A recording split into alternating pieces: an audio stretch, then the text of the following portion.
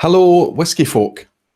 It's another Thursday night, 9:45, February 28th. Welcome, everybody. Place is really, really busy already. It was nice to see so many of you getting warmed up and waiting there, ready for the vPub to open. Grab a seat in the lounge, get comfortable, and tell us where you are and what you're sipping. And of course, if you're watching this on the live stream, thank you if you're watching this on the replay, thank you very, very much. And I hope you enjoy it. If I've done my housekeeping, I'll have stuck some timestamps in the description box below so that you can skip directly to the section in the video that you're interested in rather than sitting through this probably 2-hour-long live stream once more. Fantastic to see everybody in that's here live, though. There's 82 of you in already.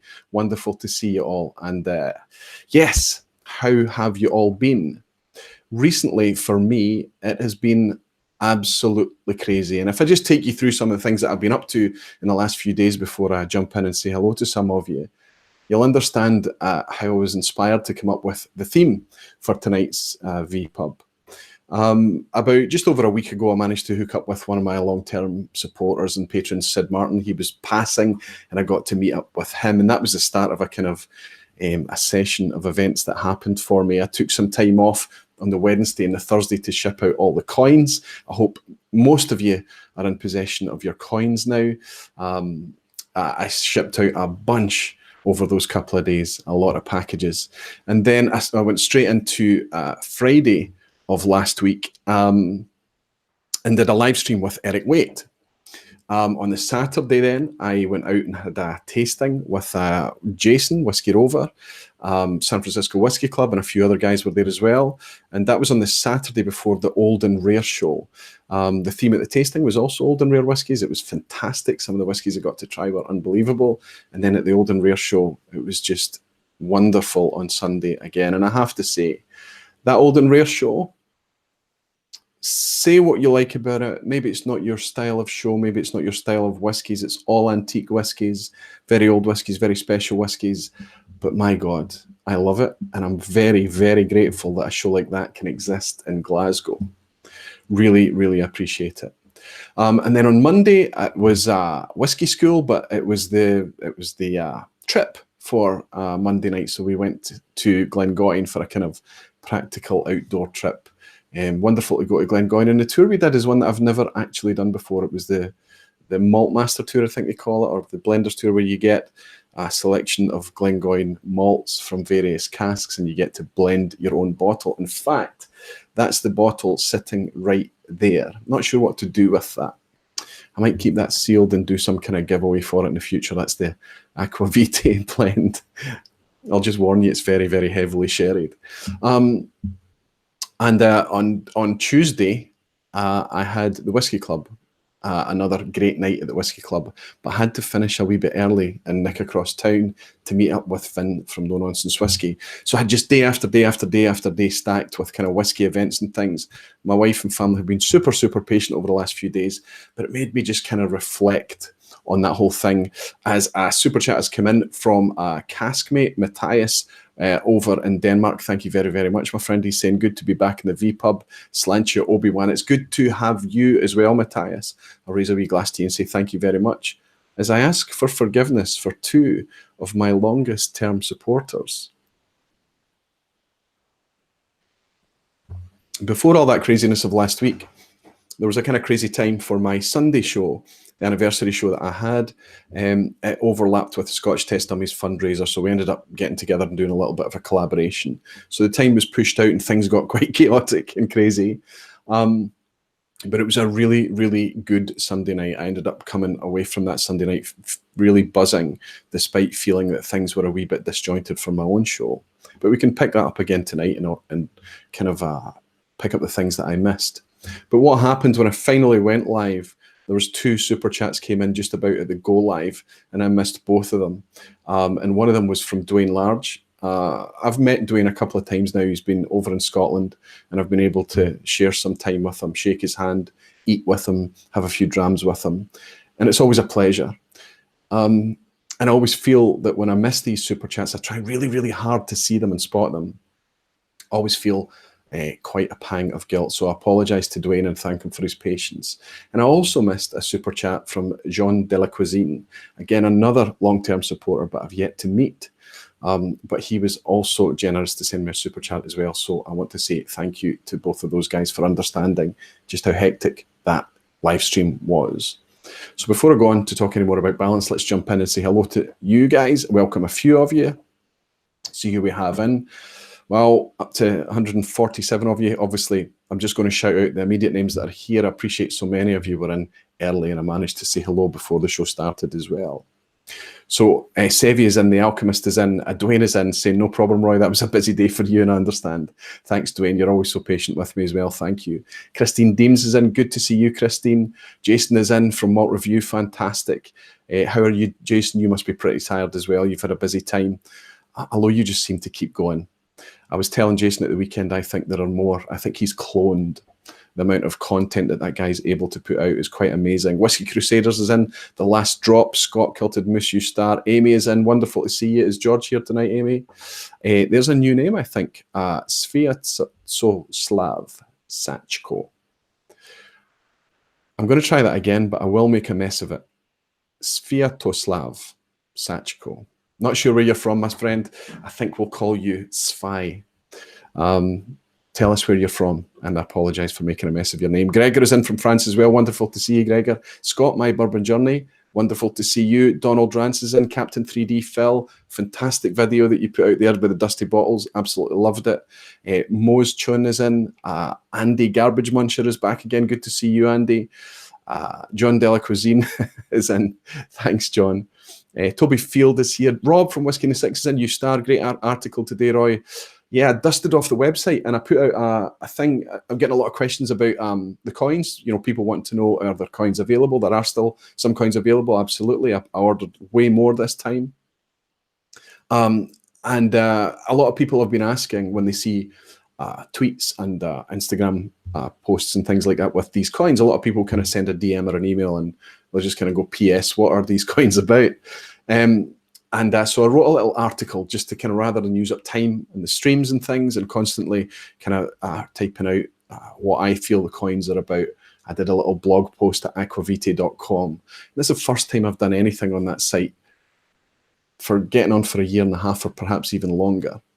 But there's a place for it. There are things that I want to say and share that perhaps don't warrant a video. And especially when I'm not getting the time to put out as much pre-recorded content as I want to, I think it would be good to kind of rely on the blogs a little bit and lean back on those. It's a good way to share with the community in general. Investing a lot of time talking to the patrons and things and writing little things for them. But things that are kind of much more long-term, I think it would be good to dust off the aquavite.com website and get it going again. What do you think? Great to see you, Robin, and thanks very much for your kind words as well. Jay Chung is in. Wonderful, Jay. Your bottle is here with your name on it. It's not going anywhere. You tell me when you want to collect it, and we'll arrange getting that bottle to you. Jay was lucky enough to pick up the RN14. There is another giveaway tonight as well. The Ralphie Whiskey of the Year, the GlenAllachie 12. I shall give away tonight, and I'll draw that and share it with you. I'll do that early in the stream, just in case there's a lot of you in for that and you want to go off and do other things. Whiskey Freedom is here. Wonderful to see you. Our baggy Andy is in. You star. Thank you so much once more for your amazing generosity during the Dummies fundraiser.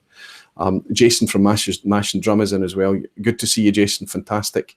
Been enjoying everything coming out of your channel recently as well. I need to catch up on your Blendageddon. I think that's what you're calling it. Great concept, great idea. Looked like great fun as well. Zach Andrews is in as well. I hope you got your package from me, Zach. I sent it to your new address. And George Kaplan is indeed in, along with Vito. Good to see you, Vito. Josh is in as well. And my friend who was with me on Sunday, James Hope.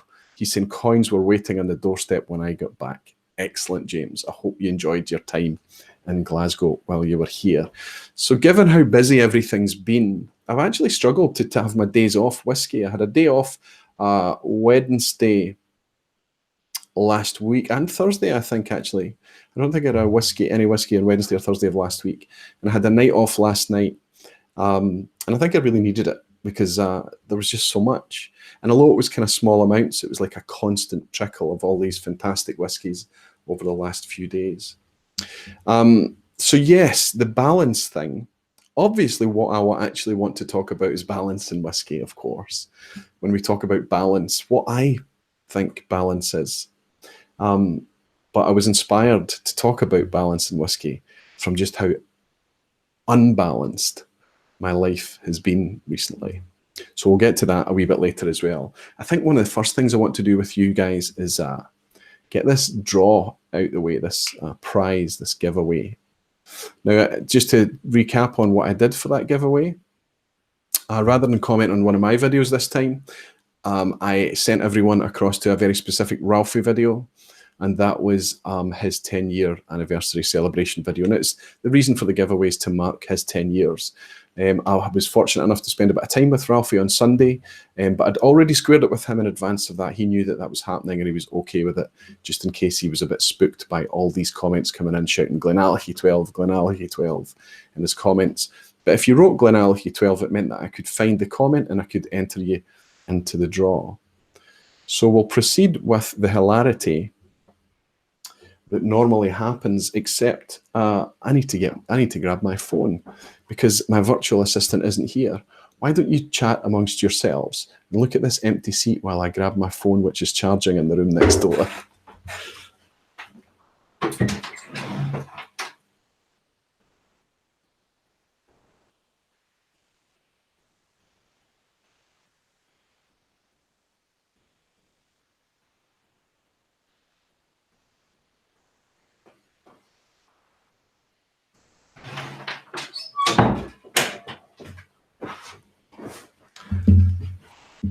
I'm such a noob, right? Nothing ready. So this is usually quite comical, right, when we try and do this, but it often works. And the reason I do it like this is because I just want everything to be as above board as possible. So what I have, if I try and do a screen share,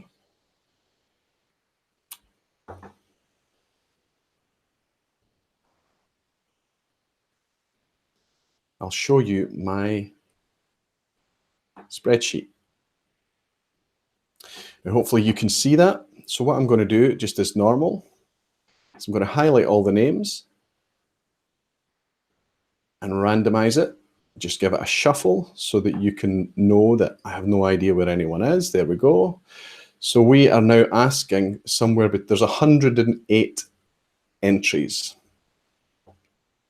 So there's 108 people entered for that. And I think that's kind of good because when I did the heels giveaway in the recycled video, we had 855, people just kind of shouting heels please on the video.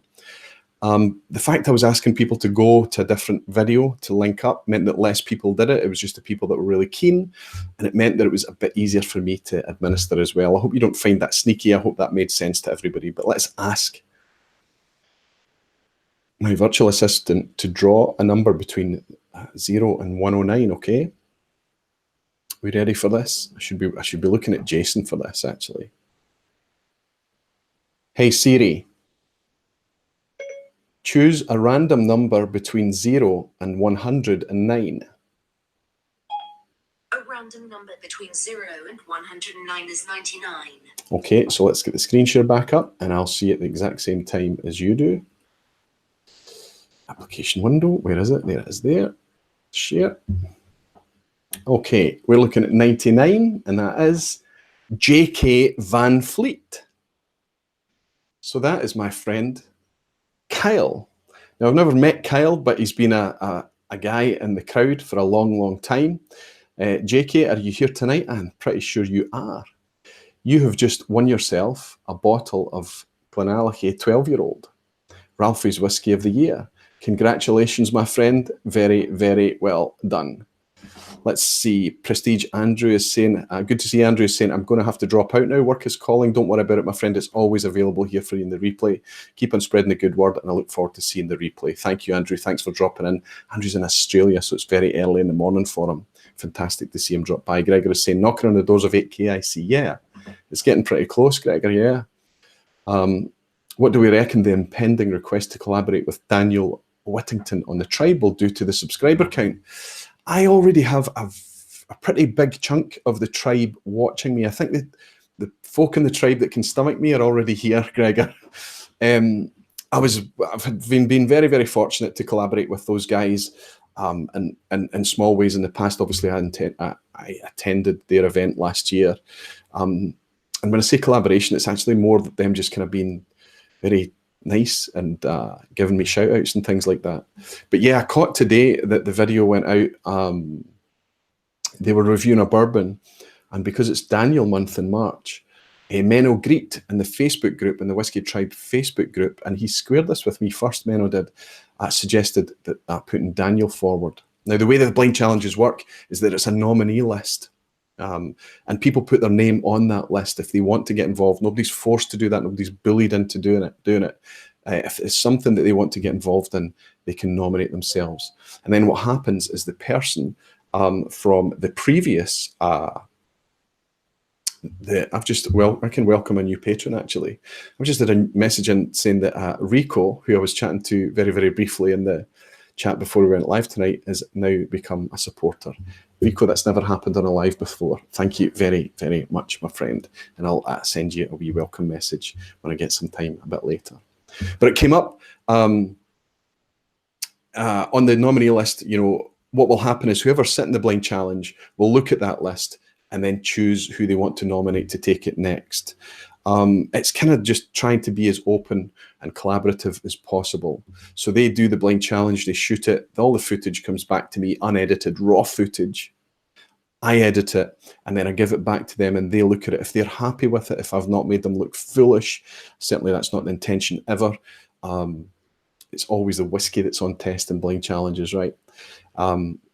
If they're happy with it, it goes out in their channel. So, you know, a lot of effort goes in on both sides, but the finished video goes out on their channel. So if Daniel's down with all of those kind of conditions, I think it would be a fantastic opportunity for us to work together. But Drew from Scotch for Dummies has just completed his challenge. I've got his footage here. It's on the cutting table now, and I just need time to get to it and do a good job for Drew. He has already nominated the next guy, and of course, because Daniel wasn't on the list, it's not Daniel. It's someone else who's also very cool. But we'll find a way to make it work. And if Daniel's very, very keen to do something in Daniel month, there's no reason that we can't do something for Daniel that much the same way we did for my own blind challenge when I challenged myself with help from Era, my friend Era McFault. When I did my own blind challenge, we could do a similar thing like that. Who knows? Okay, so there you go. Is JK in? Tell me that JK is in. He's very, very often in. He is in tonight. You start, JK. Tell me that you've picked up that you are, yes, it looks like he's saying thanks, friends. So it looks like we're just about to log off. Well, I'm glad you tuned in for a wee while.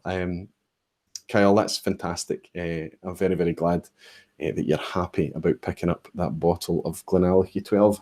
I don't actually have it here. I had a bit of clear out in the office to deal with all the coin shipments I was processing, and it's through next door. But it's safe. It's got your name on it. Congratulations, my friend.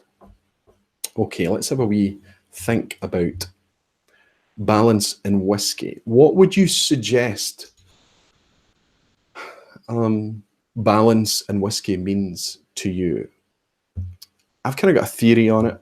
My feeling is that probably the best whiskies and the best crafted whiskies are whiskies that present themselves in a balanced way. That is, that no specific flavour is jumping out louder than anything else. Jason Whiskey Wise is asking me to check the DMs. I'm trying to get better at that. Castmate, I got you. Alistair Gray is asking if there's any coins left. Yes, there are coins left, Alistair. Most of the numbers that are left are in the 300s and the 400s. There's lots of holes, obviously, there of all the kind of round numbers. Those have all been taken.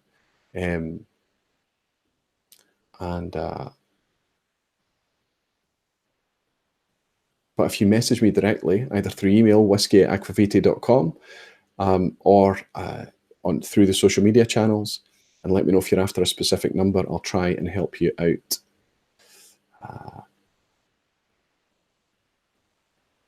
Okay. It looks like I've got them all, Jason. Have I got all the messages? Carl has just sent across a virtual dram. Carl, you star.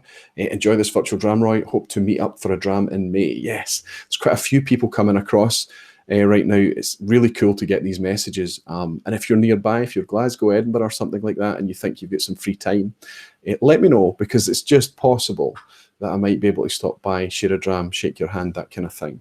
I love the opportunity to do it, and what I've been able to do over the last year and a half is kind of meet people. And you know, in time, when you're in here hanging out in these vPubs, it's nice. You've kind of taken that virtual world into the real world, and you kind of know who you're speaking to. It's a really privileged thing to be able to do.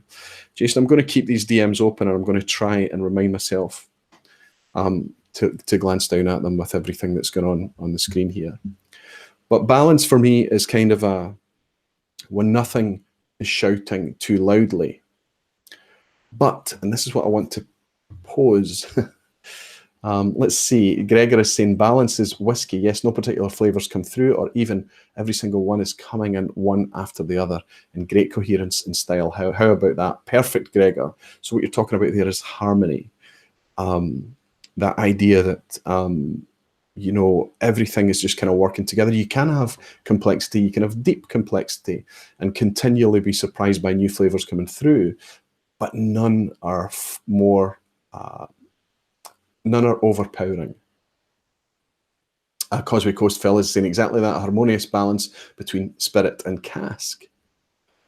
Yeah, I think I agree with that as well. One of my favorite things to talk about, of course, is when the cask has been active just enough and no more. Maybe a refill cask where the spirit has been able to sit in that refill cask for long enough that the wood doesn't overpower the spirit. It's not all wood. The spirit is still bright and fresh, but it's been in there long enough for the environment to have had a voice as well. I like that idea, especially if it's in a nice, cool, damp dunnage warehouse, right? The romance of that.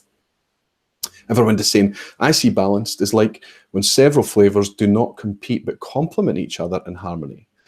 Yeah, I think that's exactly it. We're all kind of in a similar place. And Casimate is saying balanced in whiskies for me is when its contrast and flavors work together. Yep, like the peat and barley sweetness in Lagavulin 8, perfect example. Sweetness and smoke, and depending on the mood you're in, depending on the condition of your palate, it'll align with one of the two. Gregor is saying, if your life was a whiskey, as unbalanced as it may be, which whiskey would it be? Well, I've got an idea about that. Balance, Malt Chronicles Bar is saying it's to be found at the Booker's Rye Instagram. I know about Booker's Rye, but I'm not sure that's what you're speaking about, Bart. It's probably an in-joke, I guess.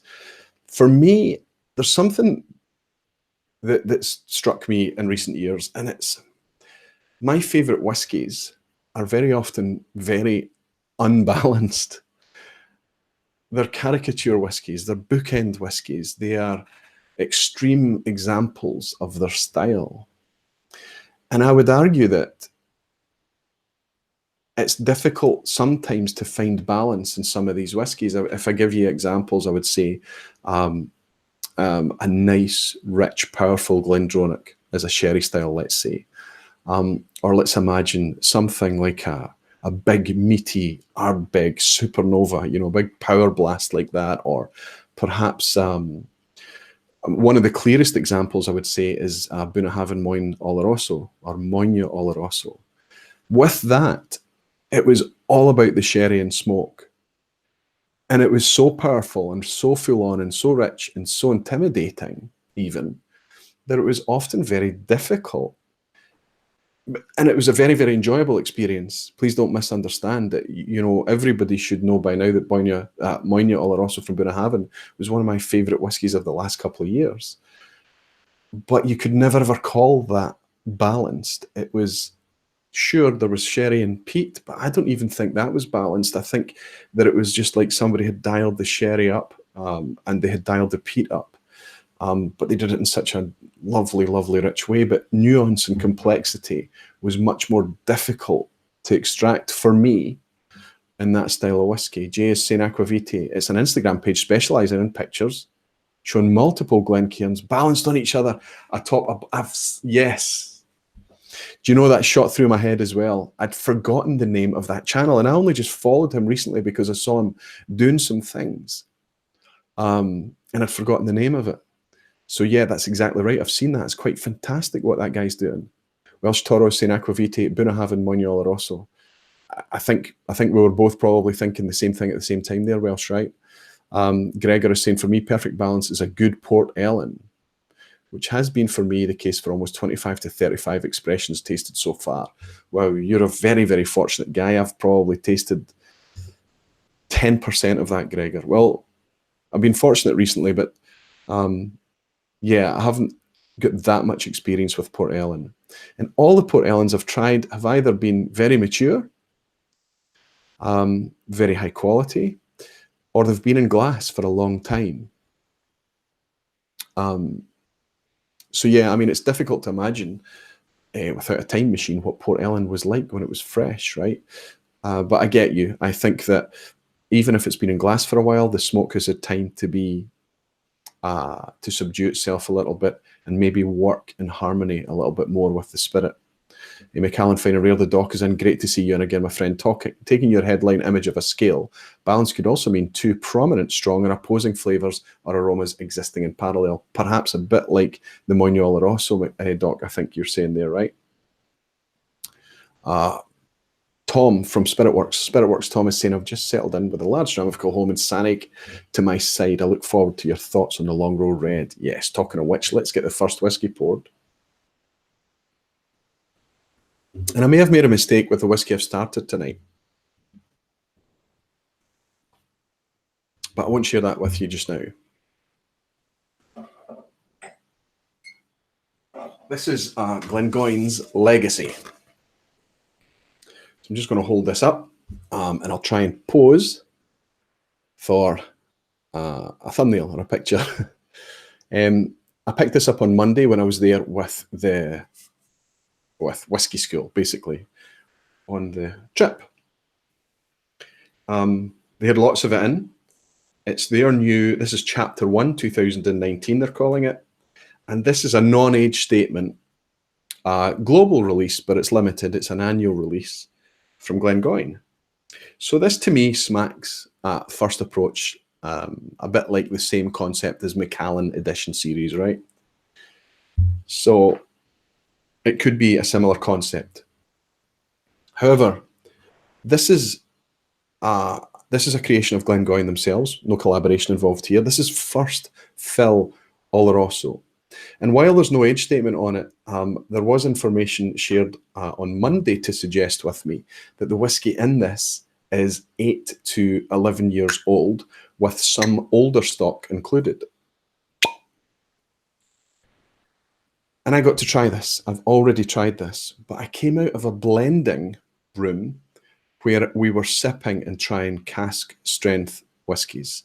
And then we had a little bit of a break and we wandered around. We went down to the shop and we asked for a wee sample of this. And they obliged. And I have to say, based on the wee sample that we had, I was already quite surprised. And let me tell you why. This is £55. It's a non-age statement, yes. It's presented at 48%. We know it's natural colour because it's Glengoyne. Everything is natural colour from Glengoyne. Unchill filters is stated on the label. So on the ABCD score, we've got 3 out of 4. And we know roughly what the age content is. So it's a decent presentation for £55. First fill Oloroso. Tell me where else you can go currently to get first fill Oloroso product at that price. The closest I could come up with isn't first fill Oloroso, but it's a sherry bomb. It does have an age statement and it does have good presentation, and that's what I'm sipping now. And that's what I used as my warm-up for this guy. But let's get it poured.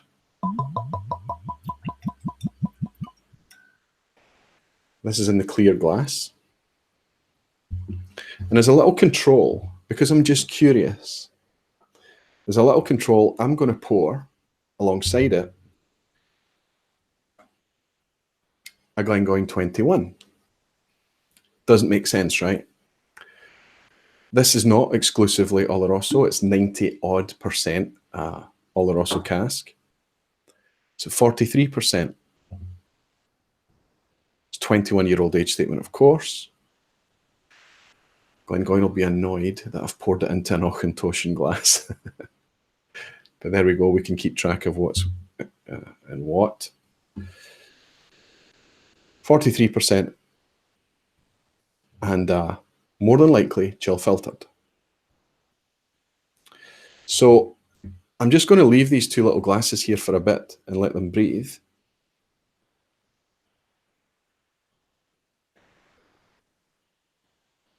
Very encouraging already.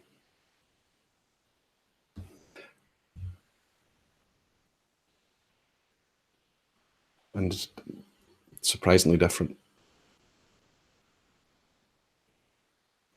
So we'll just leave these a wee while, just a few minutes, let them breathe for a bit,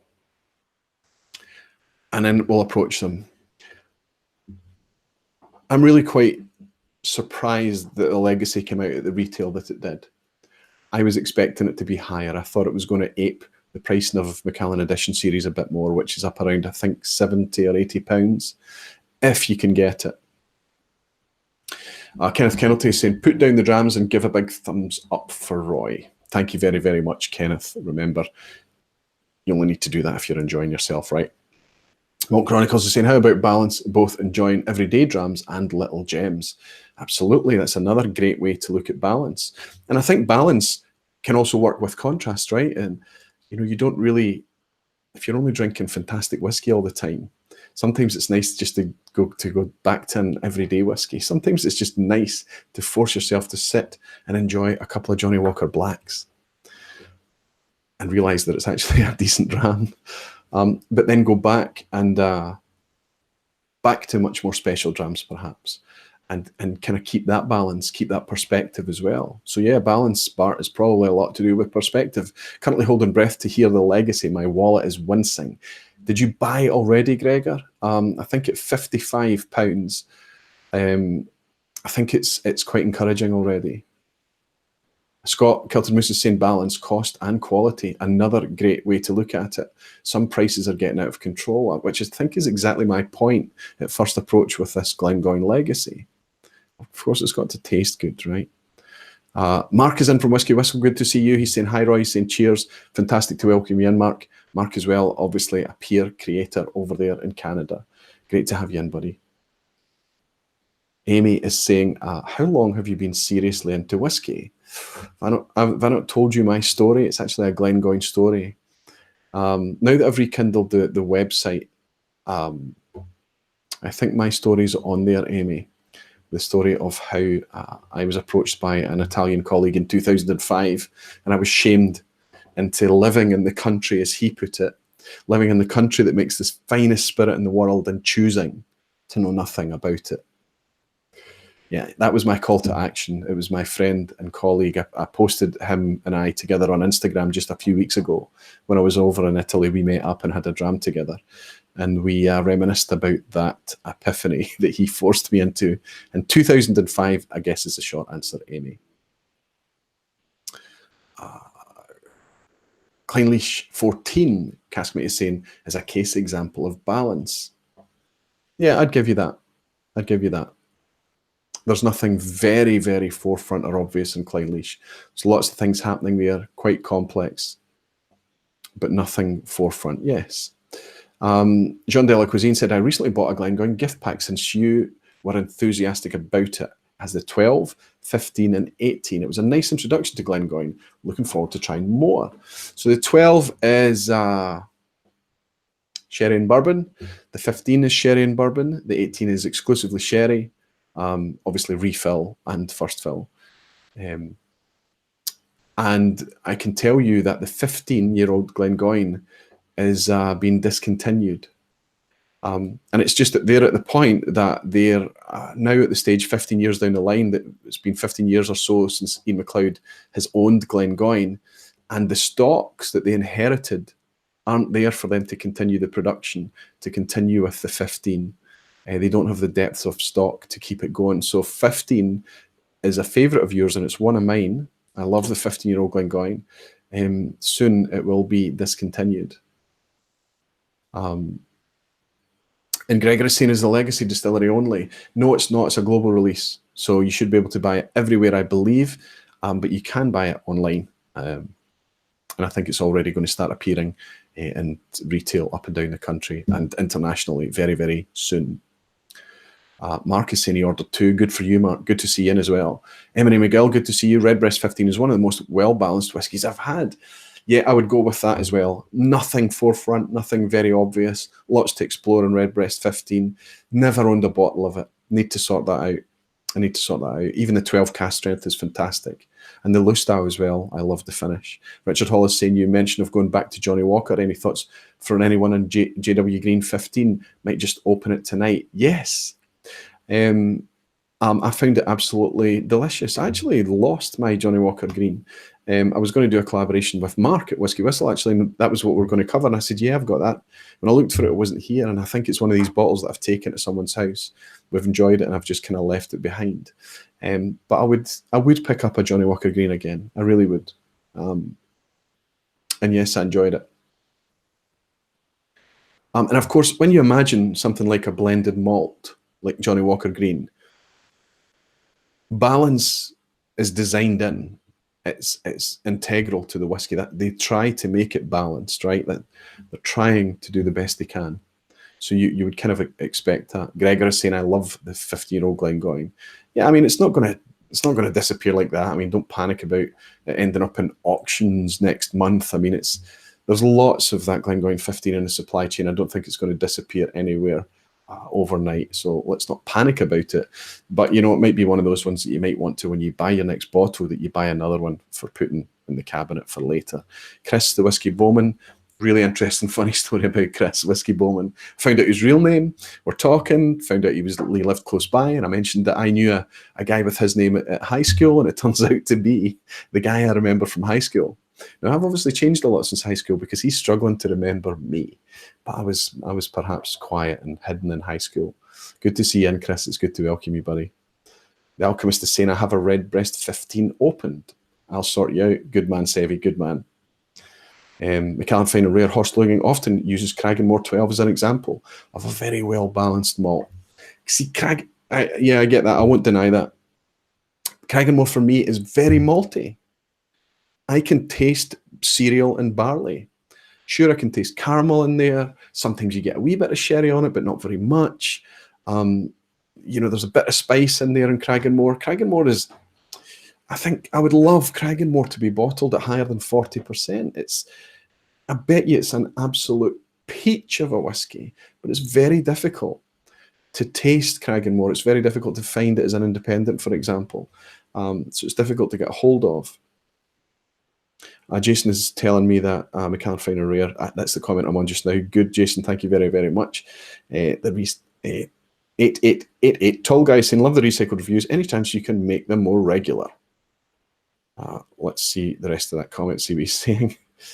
But, you know, this is every 2 months maybe. So the rules I have about the recycled reviews is that I have to have a very good, you know, I don't have to have sipped the bottle from top to bottom, but I have to have had enough of that bottle to understand it very well. So it's very difficult for me to get through 15 bottles. That's just the rate that they're going to come out at, unfortunately. I need to come up with other ways to find other kind of quick fire content that might help me in between times. But if I start reviewing whiskey, think about it, I'll start to review whiskey that's going to end up in a recycled review at some stage. Now, maybe you would argue that it's okay to review it twice, but I'm not really presenting myself as a reviewer. I'm not really setting myself up as a kind of with series of whiskey reviews. So yeah, I'm playing with thoughts and ideas, but I'm glad you're enjoying it. What we call you 48 Tall Guy. I'm glad you're enjoying it, and that's probably the most common question I get asked is when's the next recycled review coming out? More recently, because of the coins, it's coin questions, but yeah, everybody asks the same question. Nathan is saying, I'll be happy to help you drink some if you want to go faster. That's what I need to do. I need to have more people coming to the house like it used to be. But again, it takes chunks of time, right? We're talking about balance, you know, struggling to fit everything in just now. Yeah, I'm buying far more whiskey than I am drinking just now. And I think that that's a common thread with a lot of people. I am opening a lot of it, as you can see, but it's a problem. I'm one of these guys that's going to end up with a huge whiskey loch in glass. Let's all go to Glasgow and help Aquavite drink, Jason is saying. Fantastic. Michael Porter, good to see you, Michael. Nice to welcome you in. He's saying, I find things like Balvenie Peat Week and Compass Box Lost Blend to be wonderfully balanced with sweet and peat. Oogie and the new Lagavulin 9 also come to mind. Yeah, Lagavulin 9 has been designed exactly to be like that, as accessible and possible. Peat Week I'm not familiar with at all. And the Compass Box are obviously all blended malts. So, you know, John Glazer, even his more recent release, he's made a product that I've been playing with for ages, where he takes old Clynelish and he takes old Kalila and he mixes it and tries to recreate Brora. That's what I've been doing. And I call it, when I make a little bottle of that up, I call it Brogus, you know, bogus Brora. But their new release is exactly that, 50% more or less, give or take a percent or two, called Atobias and the Angel. But that's it's exactly what they're trying to do there. But you've got to pay £450 for the privilege of it. Fantastic. Steve Helder is saying, love the recycle reviews, keep it quality. The music is gorgeous. That's a bit of an in-joke there, Steve. Okay, let's get our face in to, I'll leave this glass that I've been sipping to the side for a while. Let's get into, leave the 21-year-old. And let's have a wee go at this legacy. How am I for time?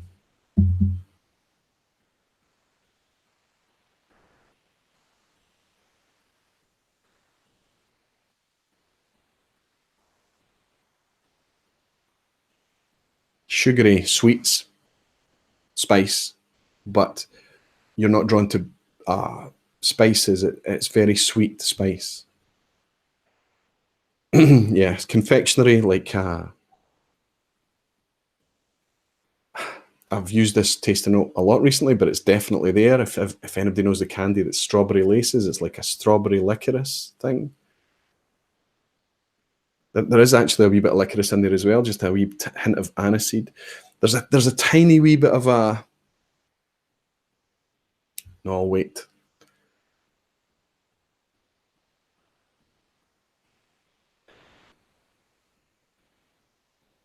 No, there is just a wee tiny bit, and I dread to use this tasting note because it puts people off in droves, and I don't think it should, because I think I taste it in a lot of this style of whiskey, and I think it's a very positive thing, and it may just be suggested to me because my brain knows I'm just about to sip the style of whiskey, but there is a tiny wee note of that kind of sulfur in there, but it's not in any way negative. It's like it's almost like just kind of adds a kind of savory weight. It's not rubber. It's not burnt rubber. It's not ugly sulfur. It's not, you know, it's not off-putting. But it's there. It's just like a wisp of a struck match or something. Fruit's there. Heavy, sweet, candied, ripe fruit. You want to sip it. To you know, hanging back and just smelling it, you're just kind of teasing yourself. You want to just take a sip.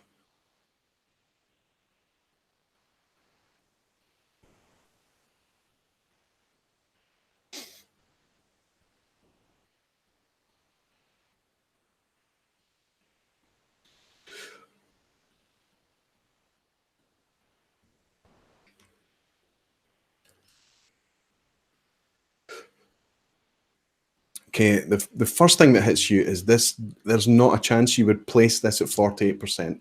This is very soft. It's quite round. It's easy. It's fruity. Jam, the sugary, sweet fruit notes is there. It comes across like a jam, like a plum jam, a strawberry jam. Spiced, but soft spice.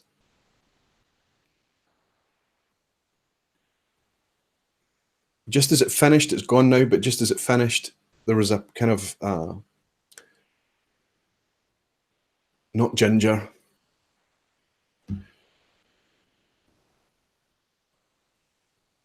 a brighter spice.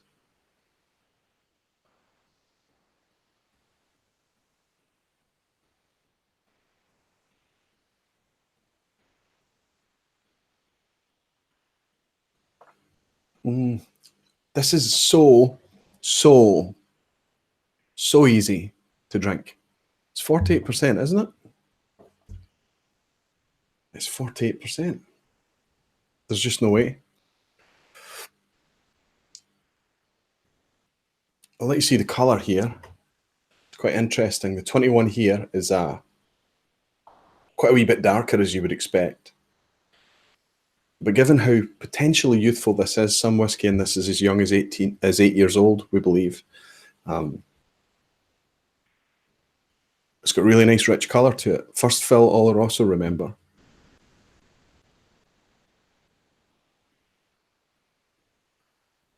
Jeremy Sims is saying, you know, there is no need to be aware of time. It's relative. And like my brief time in Scotland has a habit of just disappearing.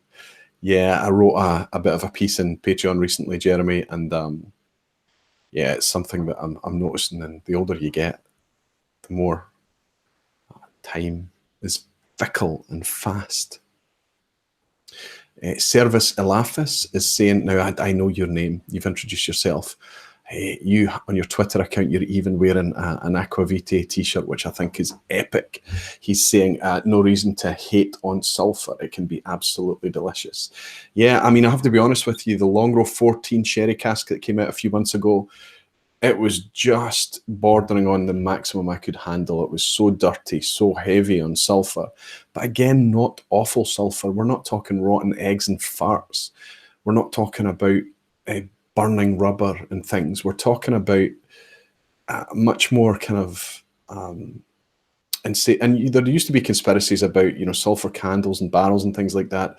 But I think they got on top of that so quickly that when we taste sulphur now, it's natural sulphur notes that we're tasting. And throughout the malting process, throughout mashing, throughout fermentation, and certainly throughout distillation, all distillers have the ability to harness sulphur or remove sulphur, and depending on the house style, the distillery style. So it's not all about bad casks. It's a bit of a myth. James Bricker, my friend. James, good to see you. Drink more bourbon. Have a good day, Roy. Hey, I'm doing my best, James. I am experimenting with bourbon, as you perhaps know. I do like to play around and experiment with bourbons, and the bourbons that I've got downstairs just now are growing quite fast. In fact, this is not bourbon, but it reminds me of these American whiskies that I have here. I don't know if she's in tonight, but Jessica Baker.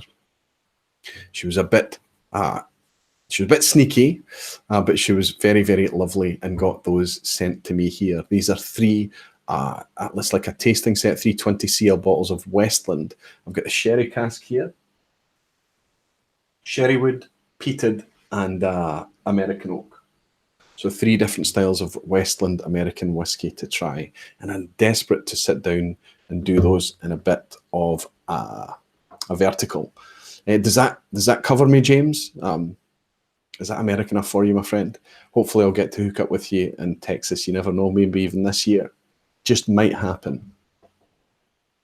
So I would say at first approach, first couple of sips, this is remarkably easy to drink. Very soft, very rich, nice mouthfeel. Fruity, jammy. And this is on obviously a tight neck pour as well. I've only just opened this bottle. Now let's go back to the whiskey I was drinking earlier.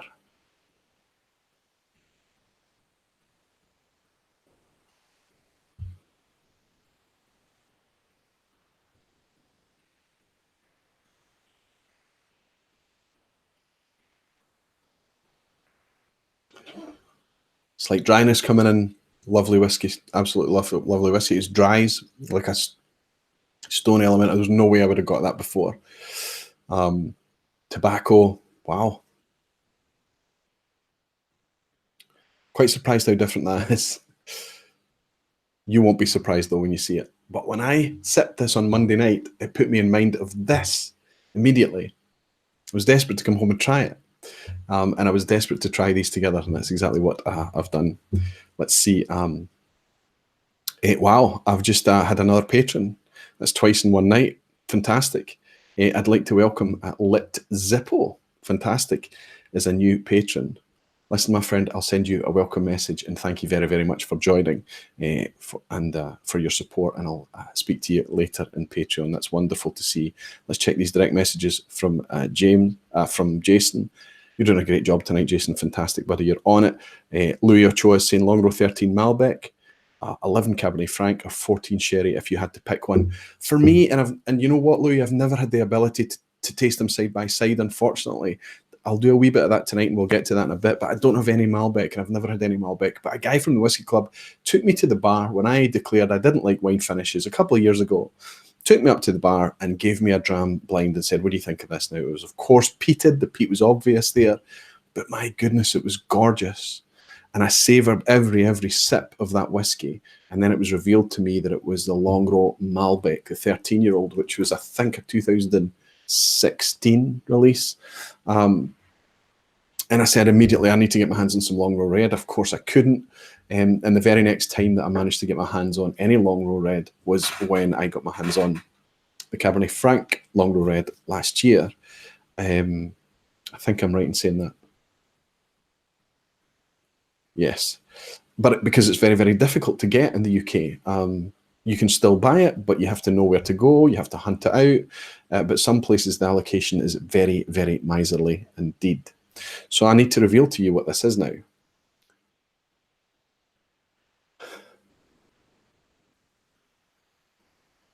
There is no way. These are different whiskies. There's clearly different whiskies, right? But there is no way in a blind tasting, I think you could place this being as young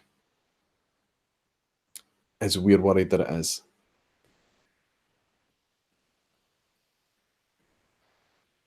This is higher ABV than this, but this has got more ABV in the nose.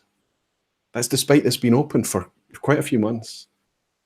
I opened this live on this channel, so that probably tells you what this is, what I'm sipping alongside. Let's see if you can guess what I'm sipping it alongside.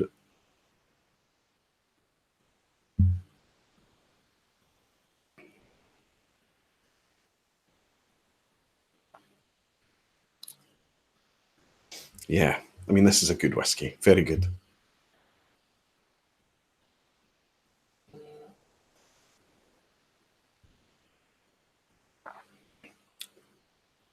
And this is a very good whiskey. Very good.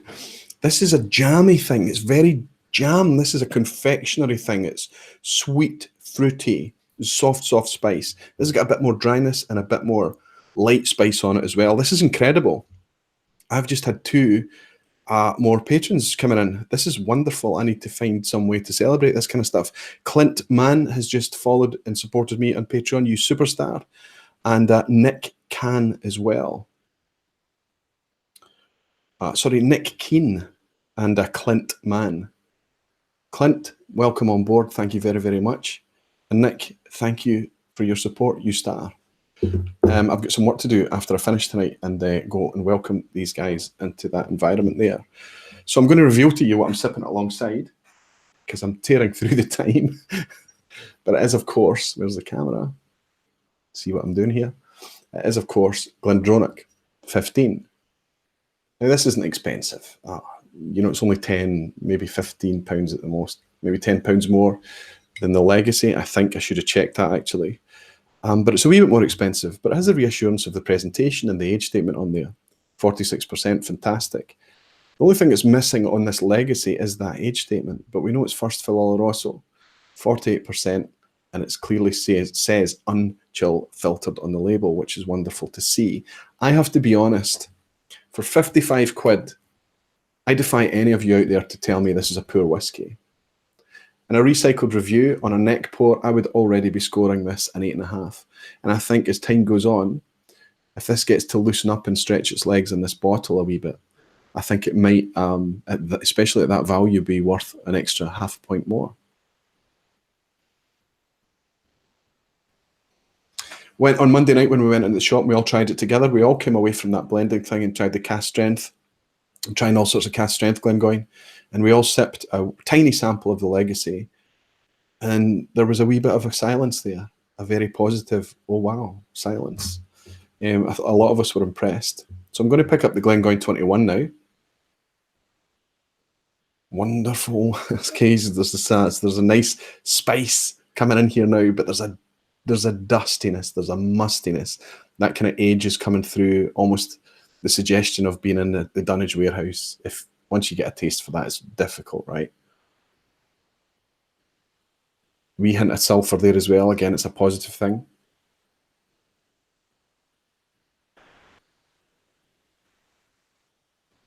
This has got a bit of tobacco going on. It's very suggestive of older style.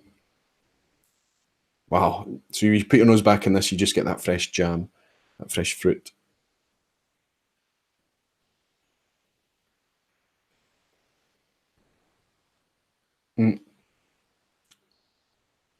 So soft.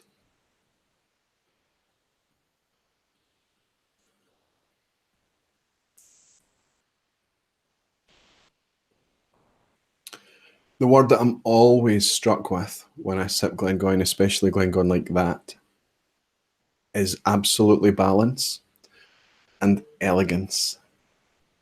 This is a sherry bomb, but nothing is exploding here. It's just very classy whiskey. Now, you know, I said that Glengoyne was my producer of the year last year. Everybody knows I'm a bit of a fanboy, but it's something that I'm willing to be challenged upon. I think they're wonderful whiskies, and you can still buy this 21-year-old Glengoyne for somewhere around 100 or just over £100 in the UK.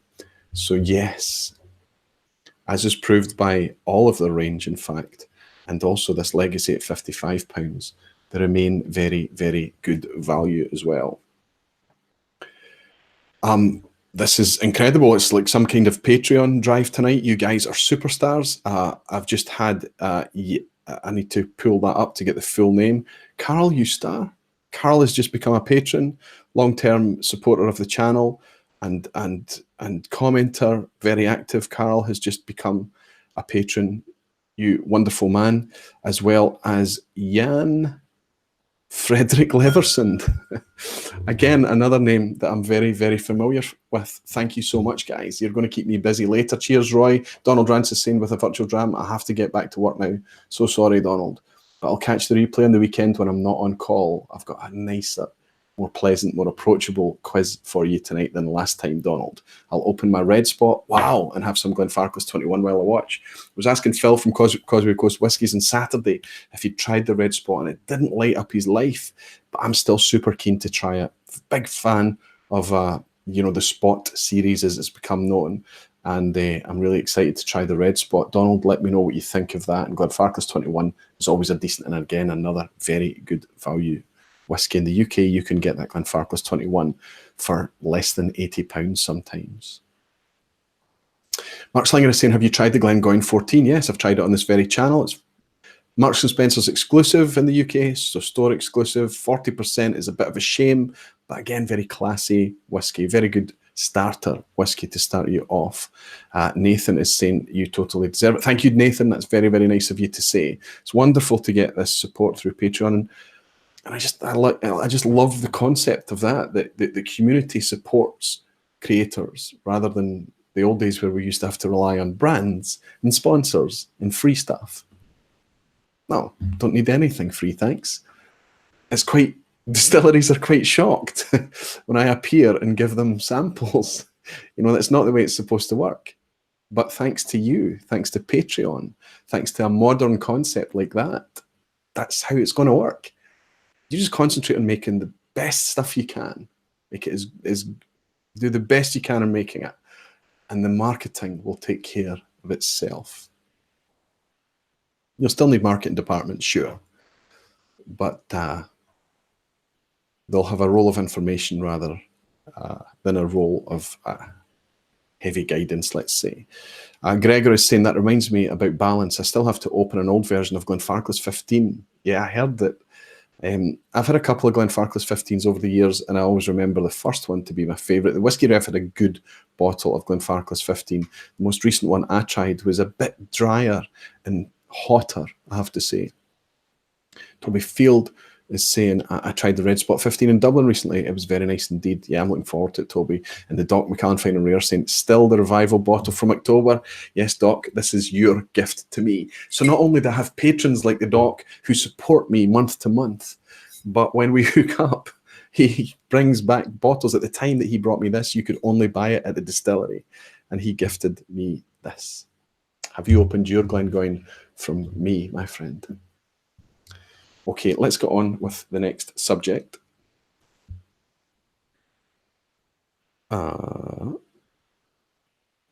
Just check the messages from Jason. Make sure I'm not missing anything tonight. I feel like I'm in a wee bit more control, which probably means I'm not. I'm an hour out already. But there we go. That's my initial impressions based on a neck pour of Glengoyne Legacy, and I'm going to declare it bloody lovely for £55. I strongly encourage anybody to go out and pick that up. If a sherry, because it's very, very sherry rich, if that's your style of whiskey, I've not even tried it with a wee bit of water yet. I've got the water on hand, but I just don't feel like it needs it. It's very soft for 48%. Let's try it.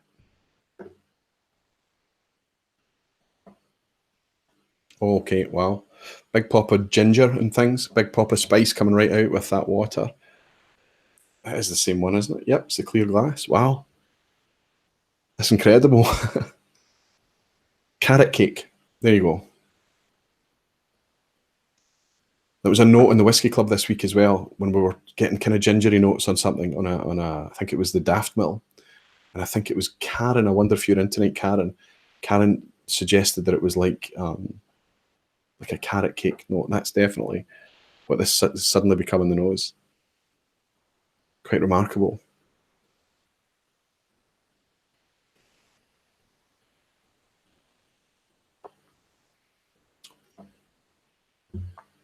Toby Field is saying, so far every style of whiskey is my style of whiskey. Toby, you and I are aligned. I know exactly where you're coming from. Travis is in, Travis Suders is in, he's saying, Travis Soders. Suders is a Scottish way to say that, Travis. Travis Soders is saying, got to catch the rest on replay, working on buying a house, and it's keeping me too busy. And I know that you're Central Time as well, Travis, so you're a wee bit out, 6 hours behind us. Thank you very much for dropping in, big guy. Leave a wee comment when you watch on the replay. Superb. Okay, I'm going to get ripped in to this Longrow. So if we talk about balance, I think it's quite remarkable that you can have a balanced experience with a very, very, sherry-rich expression. You know, we've just had the majority of Glengoyne 21 is, of course, first fill and refill sherry cask. There is a wee bit of American oak in there as well, American oak bourbon, but just a tiny hint, so I'm told. Some sources will absolutely swear that the 21-year-old Glengoyne is fully ex-sherry, and I accept that, but the source that told me that there was a wee tiny bit of bourbon in there was at Glengoyne. I don't think there's anything wrong with that at all. What we've got here is obviously first fill Oloroso in the Legacy, and we've got a mix of Oloroso, refill and first fill in the Legacy, along with some PX. So these are all sherry bombs, if you like, but none of them are bombs. They're all very approachable and easy. All of these whiskies that I have in front of me, especially that 21-year-old, you could give to anybody that comes to your house and they would feel like a VIP. Very elegant, classy whiskies. Quite surprised at the wee kind of mineralic note I got on the Glengoyne tonight, but it's maybe just by sipping it in contrast. Sorry, on the Glendronach tonight, but it's maybe just by sipping it in contrast with the Glengoyne.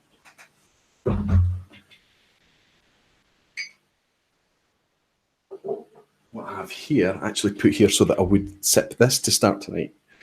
Phil from Causeway Coast Whiskies brought me a Cadenhead's 1989 9-year-old cask strength Rosebank. That would have been a perfect dram, I think, to maybe spend some time over earlier tonight. But I was a wee bit distracted setting up, so it's maybe good that I get some time to sit with that. And of course, there is a connection there because Ian MacLeod, who owned Glengoyne and Tamdhu, now own Rosebank. So what I'm going to pour from this little sample bottle here is what I have left of the Cabernet Franc Longrow Red, 55.9%. This ended up in the last recycling review. Pour a wee drip of it into this glass. Not that it means anything to compare these two.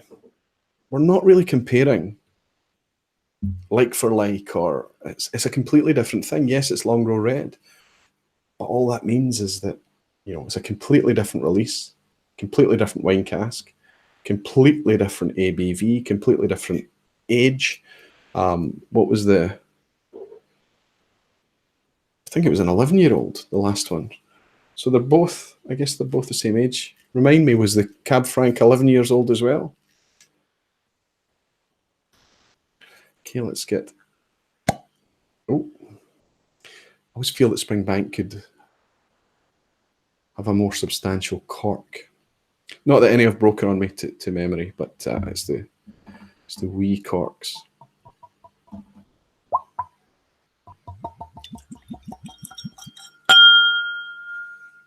Fantastic.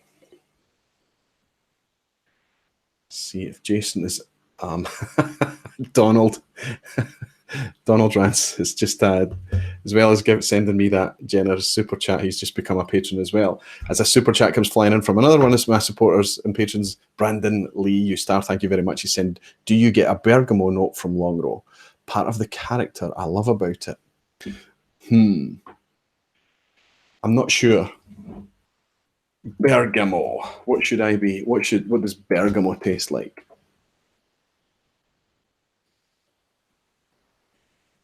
So it's a citrus. Looks like a green, bright citrus. Okay. Let's have a look and see if I get anything. I don't have a taste in my library that I can relate to bergamot though, Brandon. But thank you very, very much for your virtual. I'll go to the Glengoyne to say thank you, Brendan. Cheers, my friend. Brandon. I wanted to try and keep the pace up tonight as well. Get the quiz, keep it under 2 hours. Alistair Gray has said, keep up the great work. Alistair, thank you very, very much for the virtual dram. And the comment is quite interesting as well. Oh, is that, what Glendronach is that you've got in your icon? Is that the new 93 release? No. Or is it a revival? It's a green one anyway. You say keep up the great work. I don't really feel like I'm working, but thank you, my friend. Thank you very much for your virtual dram. I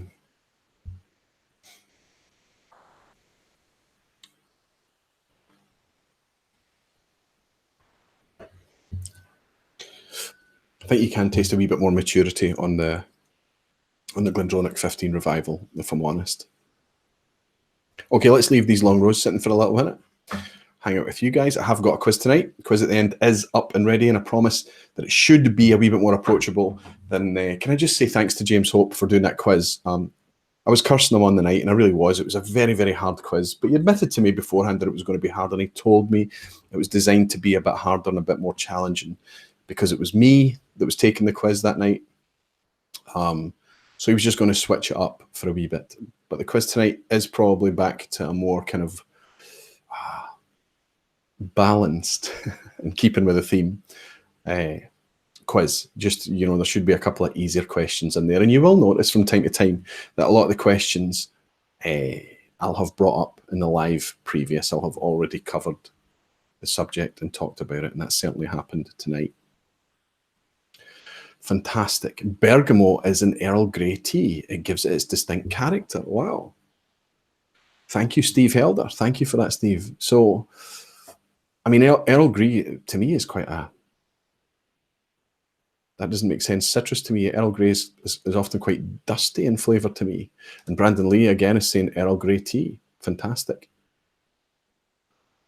Okay.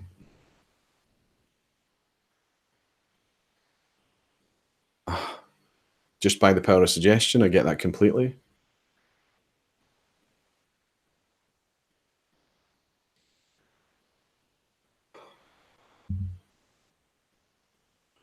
It's incredible.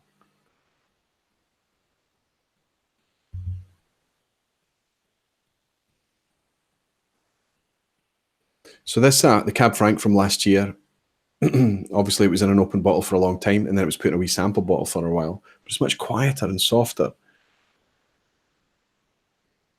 This is fresh neck pour of this brand new Pinot Noir.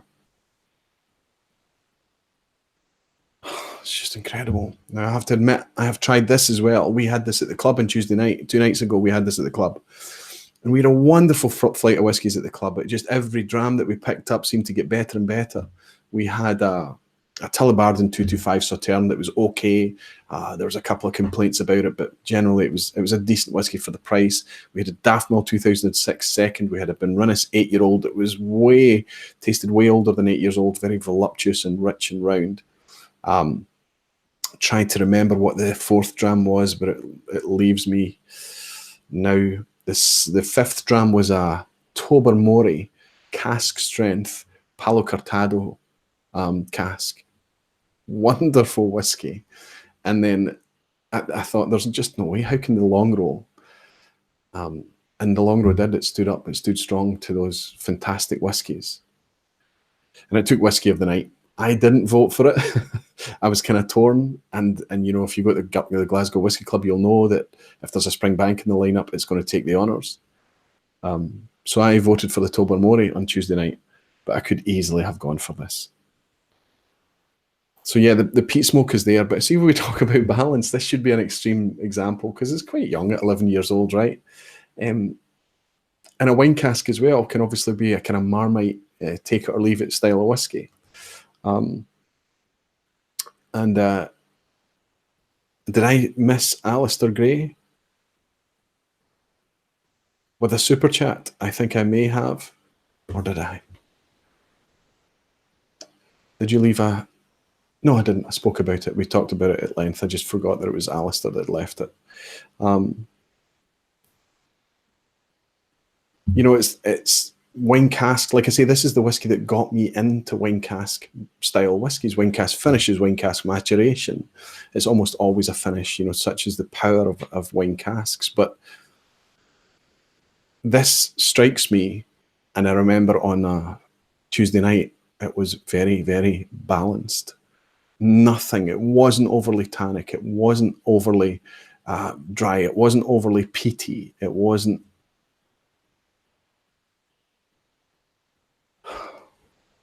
If you love Longrow Red, I haven't even sipped this yet. I guarantee you're going to love this one.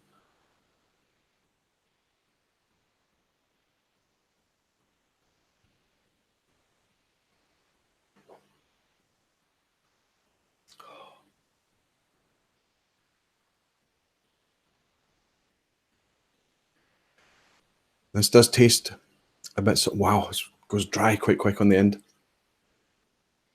does taste much softer. I mean, Longrow Reds are cask strength. This one's 53.1. So that's why it's tasting softer. On arrival, it's very rich, very big, filling coating. The smoke comes quite early, but it's not loud. My wife would say that this was extremely smoky, but this is attenuated smoke.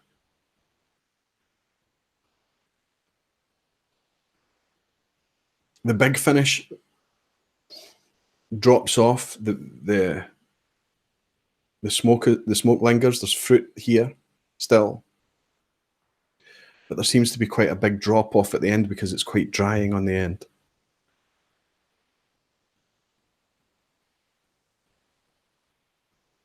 A bit thinner.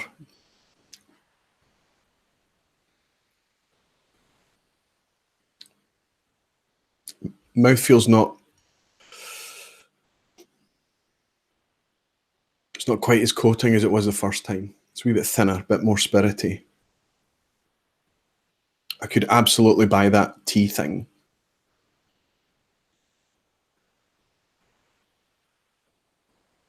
Ginger and honey. And I'm trying to place the fruit. you want to be led towards red fruit just by the suggestion that it's Longrow Red, but I think it's more of a kind of citrus. It's more of a like an orange, like a. It's orange. It's absolutely orange. Again, there's quite a step on the finish tonight. Quite a big step.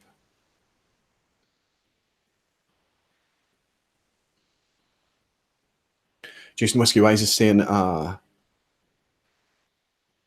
Jason Whiskey Wise goes, whiskey shopping, sees a Longrow Red and buys all the stock they have. Yeah, up here you can only buy one. You're only allowed to buy one. Toby's saying, I tried a Tipperary 8-year-old red wine cask in Dublin. It was fantastic, 59.5%.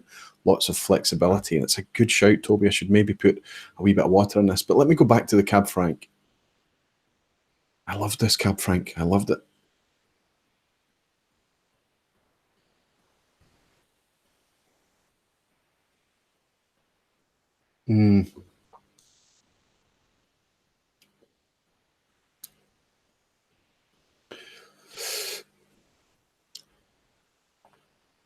Lighter, much more integrated. At first a wee bit softer, quieter, but then a bit more spice in the finish. Doesn't have that big dry thing that the Pinot Noir has. I don't want to suggest that's a negative again. It's like a texture thing. This I think what I'm getting from this tonight is probably because it's had time in the open bottle. It's had time just to settle out, soften out, round out a little bit. Getting a wee bit of tobacco again on this. Much less fruit. Everything's quieter. We'll see if we can go back and... Yeah. This is a very fruity, very citrus fruity Longrow to me tonight.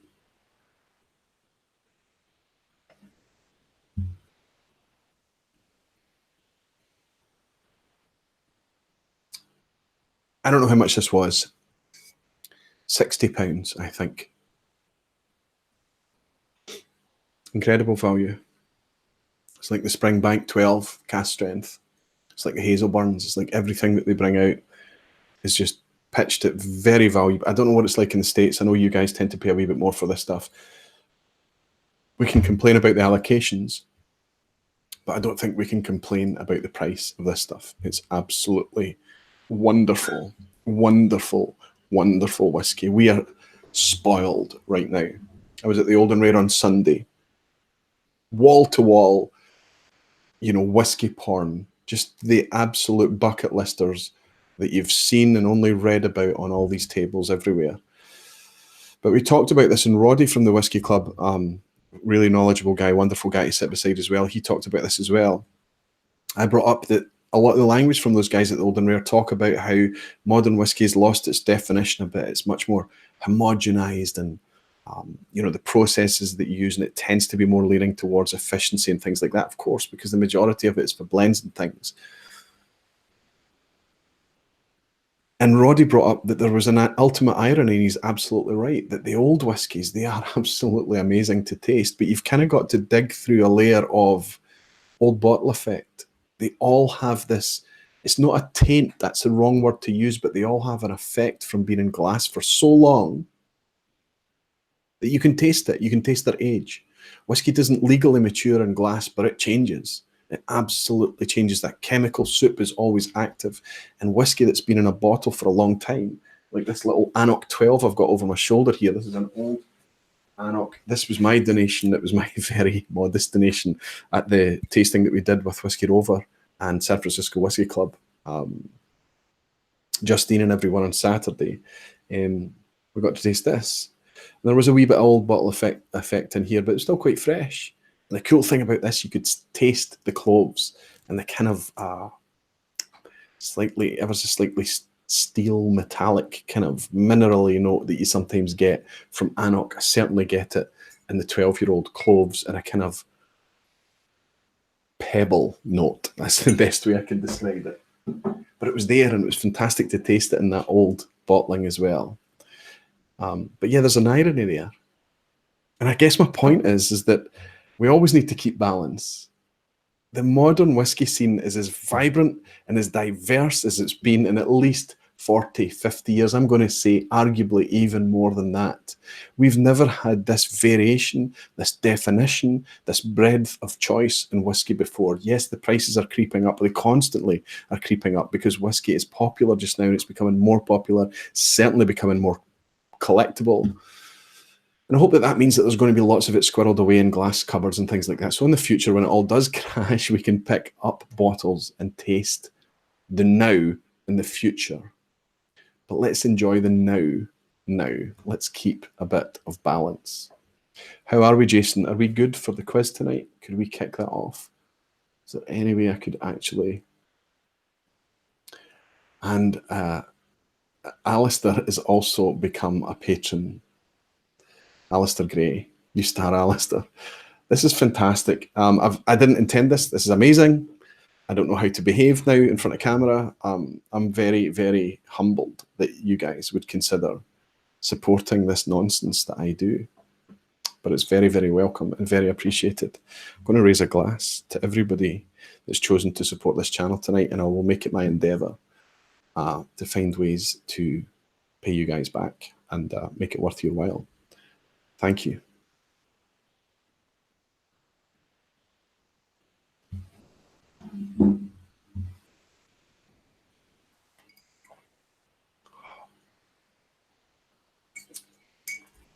Whiskies like this, and yes, this Glengoyne Legacy make me very, very happy.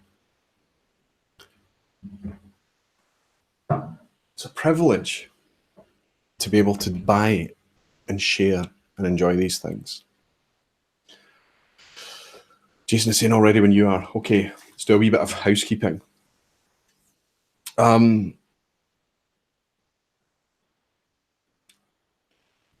There are some lives going out tonight. I was trying to get hold of the Scotch 4 Dummies, Drew and crew over there in Indianapolis. They are going live tonight. They're usually 3 a.m. our time, which is about 10 p.m. Eastern. Every Thursday there is regular clockwork. Those guys go out almost every week. But before them, about an hour and a half beforehand, you've also got Whiskey in the Six, Rob, who is going out at 8:30, which would mean that's, what, 1:30 our time. So you're going to have Rob Whiskey in the Six in Canada as well to take you through. So you've got time for a little snack, something to eat in between after I finish, and going into Rob Whiskey in the Six. And then a bit later, you've also got Scotch for Dummies. So depending on what you're doing tomorrow, you could have quite a little enjoyable whiskey night ahead of you. What will happen now is that as soon as we start the quiz, the folks watching will drop off. And that's okay, because you don't want to stay for the quiz, I understand. But I encourage you, anybody that doesn't do the quiz, you don't need to participate in the lounge. You don't need to chat and shout and talk about your score. Just quietly keep a little honest note and challenge yourself. The idea with the quiz and the questions are to have a bit of fun and a bit of focus. And instead of just kind of winding up shows and saying goodnight, just have a bit of a charge and a bit of a thing to do at the end. And people seem to quite like it. But what it does do is it reaffirms that we are growing, that we're learning things, we're understanding whiskey more and more. And it also hopefully prompts you to discover a wee bit more, or it maybe tells you some things that you haven't understood before. Now, I'll be honest with you, and I'll tell you that this quiz was done quite quickly tonight because of how busy everything has been. So I'm going to scroll through now and just check that it's in the right order. But I would normally try and verify the questions a bit more than I have tonight. But they're usually okay. They're not usually too bad. It looks okay. It looks okay. Phil is saying I have to go, but he's left me a wee virtual dram before it does. Phil, that was such a pleasure to hang out with you for a wee while. You and I spent just a couple of hours together, right? Just an hour or so on that first night. I popped out and grabbed Phil from the airport when he flew in. And I felt like I could have just chatted to the guy for the rest of the night. He said, I have to go. Great to meet you at the weekend, and hopefully we'll meet again. I would love to, Phil. It'd be fantastic. Have a great quiz and night. You blouse. escaped before the quiz. Please pick it up in the replay, Phil. And yeah, absolutely, I would love to hook up with you again sometime, big guy. Cheers. Thank you for the virtual dram. Okay, Jason, when you're ready, we'll get this quiz on the go. It's multiple choice. There are 3 options, 33% chance of answering each question. A pass mark is 5 out of 10. Last quiz, I scored 5 out of 10 when I took the quiz. I think it's by far the hardest quiz that we've ever done on this channel. But there was a question that I contested, and James Hope, to his credit, came back immediately and said that there was a mistake in the slides. And the one that I was absolutely adamant that it was Taninic was the correct answer. And I think it was GlenAllachie was the one that was answered was a mistake. And it was about the hammer mill and the mash filter configuration at Taninic. So I did get a pass mark, 6 out of 10. So that's what you're scoring. That's what your goal is tonight, to try and reach 5 or 6 out of 10. I've just noticed that Charles Drinking Caveman is in from the West Coast of the States. New star, Charles. Thank you so much for joining. It's wonderful to have you in. I know how far behind us you are in time zone. Okay, let's see if I can get this quiz set up. Hopefully still connected here. 150 of you in, not bad at all. You're not so scared tonight. And I promise it will be easier than it was for my anniversary show. It was a different thing for my anniversary show. Gregor is saying agreed, Aquaviti. I did verify this too afterwards. You did. Lots of people came in. But sometimes it's hard to trust your instincts, right? But I was feeling pretty confident about that. And Charles is saying willing to learn. Malted Man Cave is in. Keith, you star. Good to see you. It's wonderful that so many peers and fellow creators join in these little sessions as well. It's all about just kind of feeling part of this fabric, this community. I always say it. I'm never going to get tired of saying it either. Okay, here we are. Get ready for the quiz. Get some wee dotted lines across the chat, Jason, if you can. And we'll start this rolling. Question 1. Capacity at Oban is famously limited by constricted space. And what else? Do you know what's really funny about this is that I only did this quiz this evening. But it feels like that's how time's going just now. It feels like it's been a while since I've written that question. Anyway, capacity at Oban is limited because of constricted space, and what else? A, extended fermentation times. B, reduced permitted production. C, limited freshwater supplies. So Oban is right on the harbour side in Oban itself, and obviously the town has been built up around it. So there's literally no direction that Oban can expand its facility. So it's always going to be constricted by space. It can't really build into the sea, right? But there is something else that constricts Oban's capacity, and that's what I'm after. Jimmy Jazz is saying C. Whiskey Jason A. Scott Kilted Moose is saying C. Multi-Haggis Muncher is saying C. Lots of people are saying limited freshwater supplies. The One Glass Man is saying has to be C. Mose is saying C. Mark Brown C. Wow, everybody seems to think C. Chris, the Whiskey Bowman from Cumbernauld, he is going against it and saying A for extended fermentation times. Okay, let's have a wee look. Capacity at Oban is famously limited by space and extended fermentation times.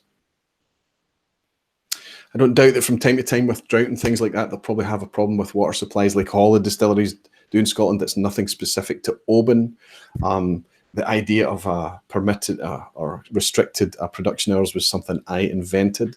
But they have a very, very long fermentation at Oban of 110 hours or something like that, which restricts them to 6 full mashes a week, and they're able to do 1 shorter mash as well. That's what restricts them, 110-hour fermentation time. So there you go. And there's nothing you can do about that. You know, the washbacks that they have there are the washbacks that they have. There's no space for any more, right?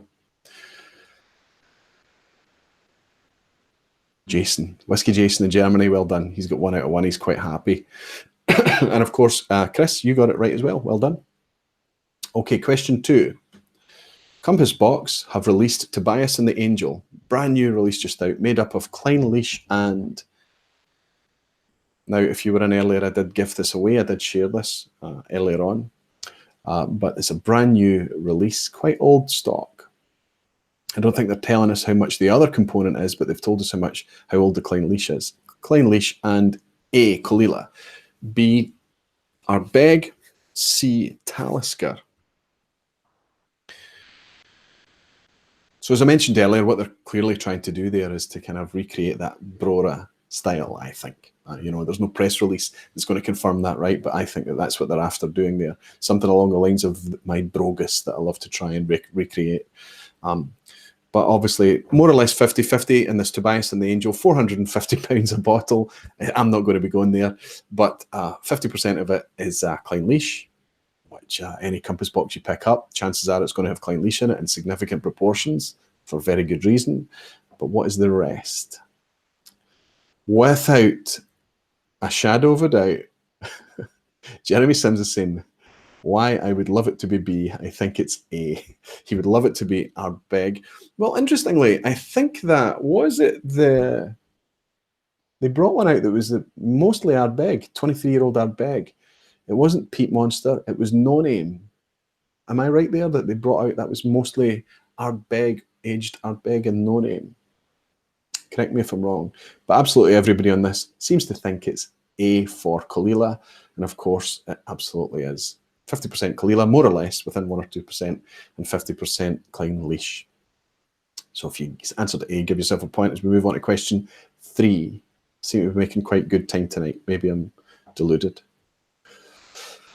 On March 5th, Ardbeg committee members may purchase Ardbeg Drum. This is a brand new release from Ardbeg. And it's finished in A, rum casks, B, port casks, or C, red wine casks.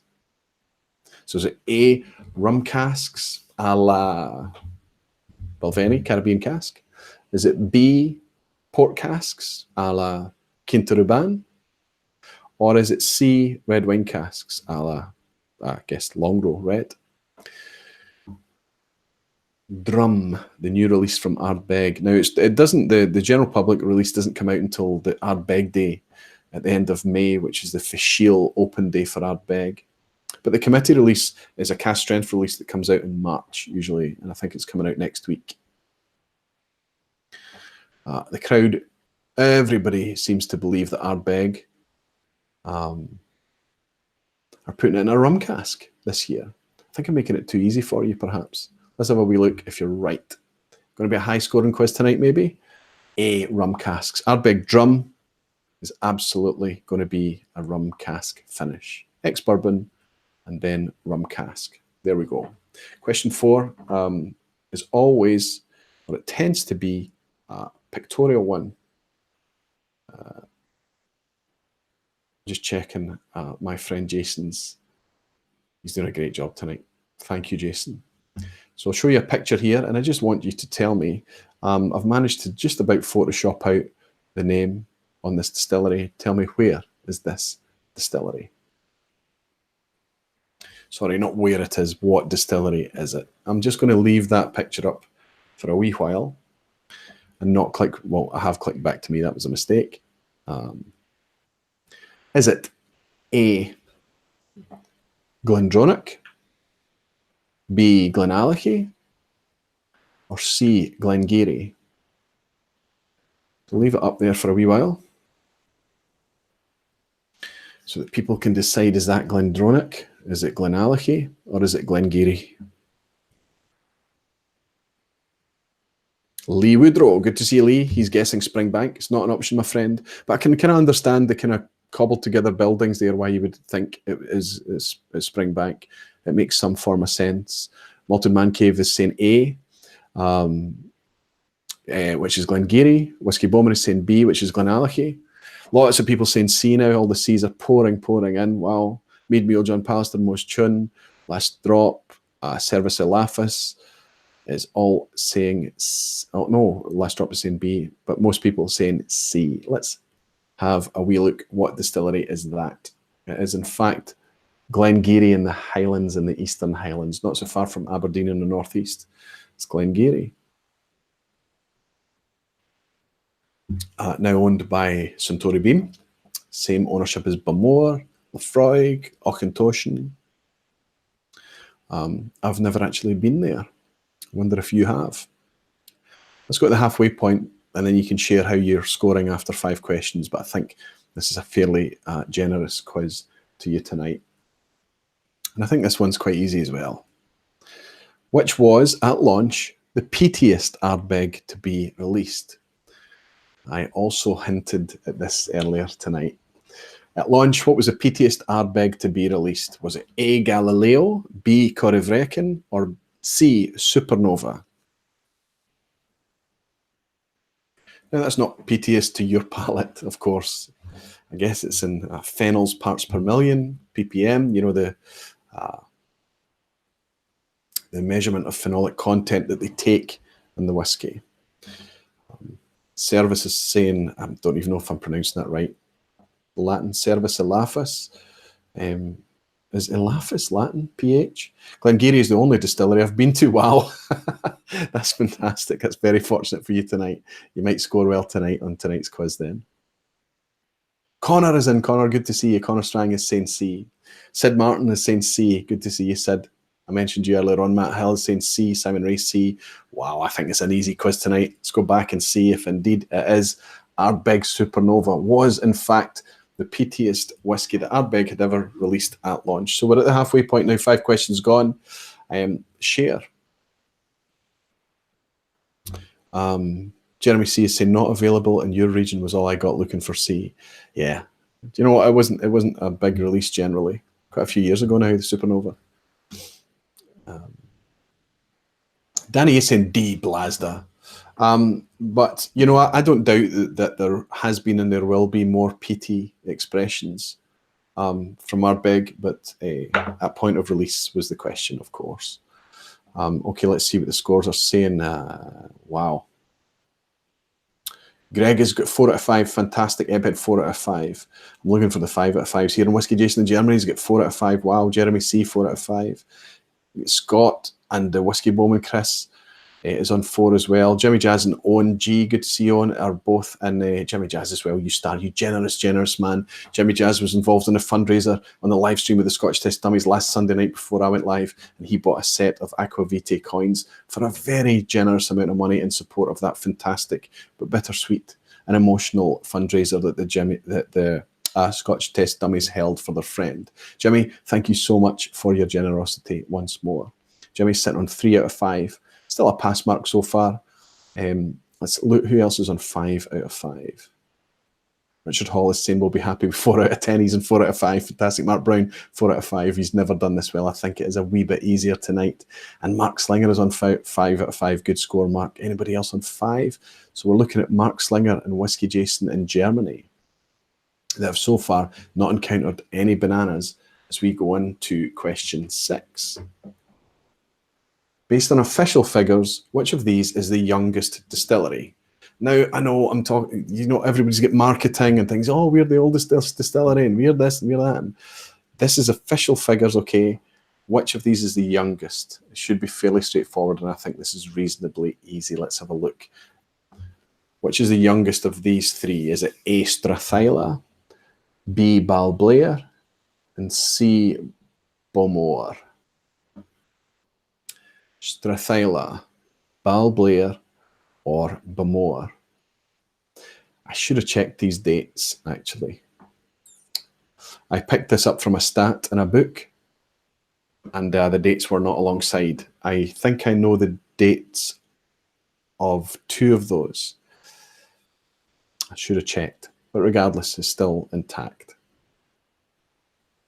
Service is saying, is the Latin scientific name for my middle name, which is Deer in Norwegian. Ah, fantastic. Okay, good. Just could have worked that out a wee bit. And you're from Norway. Good to welcome you. I know we've been in touch by direct message and things as well. I know you've got a T-shirt and you look fantastic in it, way better than I do. I have no t-shirts left. I only have small t-shirts left. I think I have one medium left. And somebody had an option on that, although they've not bought it yet. I'm not sure what I'm going to do with t-shirts in the future, to be honest with you. It's a difficult thing to manage. Everybody seems to think that B, Balblair, is the youngest here, more or less. Some people are guessing A, which is Strathyla, thinking that Strathyla is the youngest. Well, let me say that as far as I'm aware, but more we know because it's on the bottle, isn't it? And it says 1779. Balblair, I am fairly certain, is 1790. Strathyla is, I think, somewhere between the two, because Balblair B is indeed the youngest distillery at 1790. All 18th century distilleries. Now, of course, they probably didn't have their fully paid up license until the Act of 1823. So, but that's the official figures, the official records. Balblair is the youngest. Now, there was one older than those three that I displayed there, and that is, of course, Glenturret. They would be the top 4 oldest distilleries in Scotland officially. Going on to question 7. Now, I perhaps should have mentioned this tonight, but I didn't. So this is perhaps tough. Glengoyne's Legacy series, Chapter 1, just opened and shared tonight. This release commemorates Cochrane Cartwright and his introduction of A, sherry casks, B, slow distillation, or C, sherry casks and slow distillation combined. So I'm not suggesting he introduced us to Scotch whisky. I'm speaking about specifically he celebrated at Glengoyne, and that's the reason for the release of this Legacy edition, to celebrate chapters in Glengoyne's history. And they want to celebrate this guy that came along at the end of the 19th century and helped Glengoyne really define what they were going to make for the next 100+ years. And he put in place this A, B, or C. And we've got to decide what it is. Is it A, sherry cask maturation? Is it B, slow distillation? Or is it C, sherry casks and slow distillation? Glengoyne is famous for both of those things. They're a very sherry-styled distillery, we know that. And they also talk about at length how they are one of the slowest in terms of distillation and just general process in the industry. But what was he responsible for? Lots and lots and lots of people. Oh, wow, it's a wee bit all over the place. Looked like B was being favoured there, which is a slow distillation.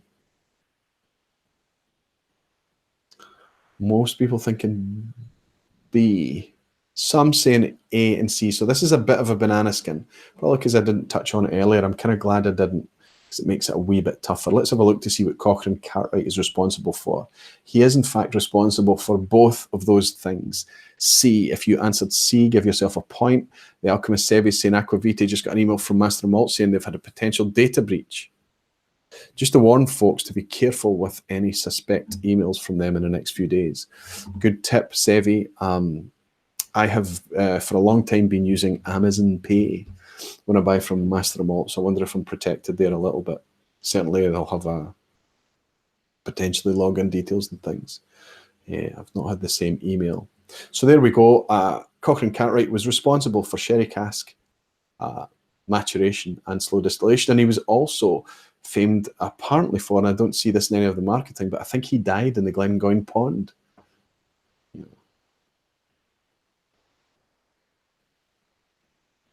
Question 8. Which YouTube whisky channel celebrates 3 years on the 1st of March? So tomorrow, that is. The 1st of March is tomorrow, and this channel is going to have his 3rd anniversary tomorrow. Is it No Nonsense Whiskey? Is it Trenny and C? Or is it Jason Whiskey Wise? Now, I slipped up a wee bit there and gave you a bit of a clue.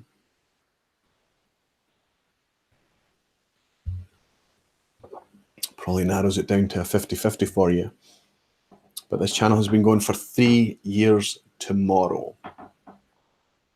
Toby Field is saying the Master Malt email suggests it's just their mailing list compromised. Don't care about that. I don't even think I get it anymore. Are you drinking water? This Longrow is gorgeous, both of them.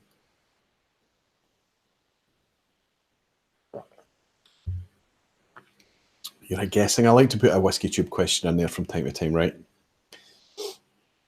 I like to spread the love amongst my peer creators. Lots of people saying C, actually, with a lot of A, thinking it's no nonsense whiskey. Well, I would like to raise a glass to my friend and superstar supporter, guy that rides shotgun for me, always got my back. He won't always be there. I know he's going to be doing his own things in time, but right now he's a stalwart for me, and it is, of course, Jason Whiskey Wise, who celebrates tomorrow 3 years of running his wee YouTube channel and his way of sharing whiskey, and his enthusiasm, his massive enthusiasm for whiskey with us all. Jason, I'm going to raise this glass of Longrow Red to you and say congratulations. Happy 3rd YouTube birthday, my friend, and thanks for being here for me as well.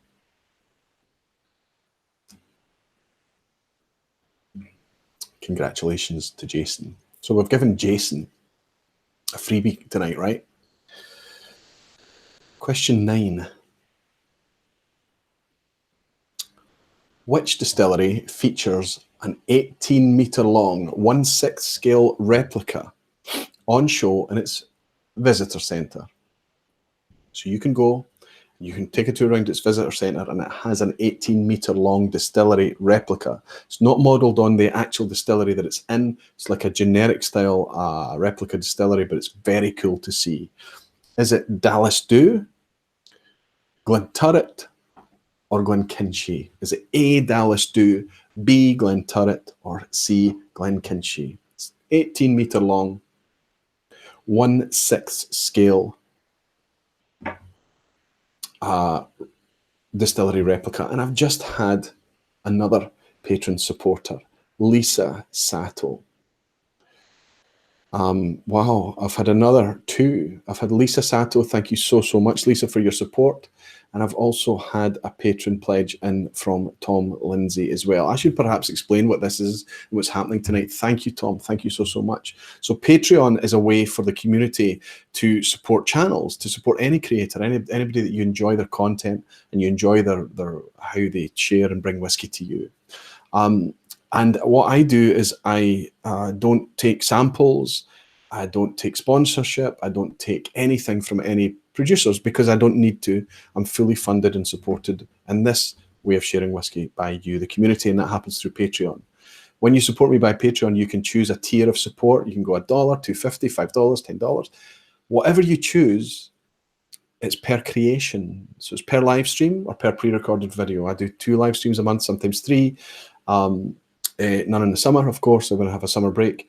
And I try to do 1 pre-recorded a month. I don't always achieve that, but let's say 10 a year. So you're kind of looking at an average of maybe 3 videos a month, but you can cap it at 1 video, 2 videos, whatever you want to do. You control exactly how much you want to donate. So it's the exact same as a monthly pledge. And when I choose not to create content for you, you don't pay anything. So I can take a time off in the summer with no guilt whatsoever. It's also a place for me to interact with you and share things with you, do kind of private Patreon live streams and things as well. It's an absolute wonderful way to do things. Anyway, let's get on to this answer. Well, this is kind of all over the place as well. I'm going to tell you that this model, this 18-metre model, is actually in place at Glenkinchie. And it's needing a wee bit of a tender loving care. It's just needing a wee bit of repair here and there. But I hope when they upgrade that facility, when they put all that Johnny Walker money into Glenkinchie down there in the south of Edinburgh, that they don't sideline that. It needs to go somewhere. It's a very cool thing to see. Very linear way to show a production process and to show how things are happening in a distillery. But that's at Glenkinchie, that exhibit. It's part of the 1924 Empire exhibition, I think. And they've inherited it there. So if you answered 3 for Glenkinchie, give yourself a point as we move into the last question. Tell me what your scores are. What are we all scoring? See how this Glengoyne stands up as I go back to it. Now, remember, I put a wee bit of water in it. Oh, it's nutty now. Walnuts and dry, dusty nut. Wee bit of fizz, like a Lucozade tablet or something, like a... I know that that's a reference that not everyone's going to get. You know, there's glucose tablets. Now I've got the glucose tablet, the glucose sweet thing in my head. Listen, if anybody goes out and buys Glengoyne Legacy and says I've led them astray, that it's not a nice dram, I'll buy it back off you. It's a wonderful dram. Wonderful. Jeremy C has got 8 out of 9. Wow, Jeremy, that's fantastic. Whiskey Jason is storming it tonight with 9 out of 10. Unbelievable. Jason's got his own channel over in Germany. Of course, he puts out content in English. He puts out content in German. He's got 2 parallel running channels there. Fantastic score. It looks like he could get a 10 out of 10 tonight. Let's have a look at the last question and see. Ooh, I think Jason's going to get 10 out of 10 tonight with looking at the last question. Anybody else on a 9 out of 10? Marku Makinen, is that? Makinen or Makinen is saying he's on a lucky 7. One Glassman saying 7 out of 9, not bad. That's brilliant. It's fantastic. 8 out of 9 for Meadmeal. Jonathan Ustar, that's a fantastic score. Let's see, anybody else? 6s and 7s and good scores tonight. Good, healthy scores. Tim Willie, 1 for 1. Appeared late, Tim. Good to have you in, getting people coming into my office. Yeah, they're just so rude. Unbelievable. Errors on 7. Owens on 5 out of 9 as well. Lots of pass marks. Simon is struggling tonight, 4 out of 9. Chance of a pass mark. All you need to do is guess well or know the last one, Simon, and you're good. Grape glucotabs, Jimmy Jazz. Well, I don't know what grape glucotabs are, but I imagine they're a similar thing. They're like a sweet, a chalky style sweet. But here they tend to be a wee bit more on the kind of orangey side.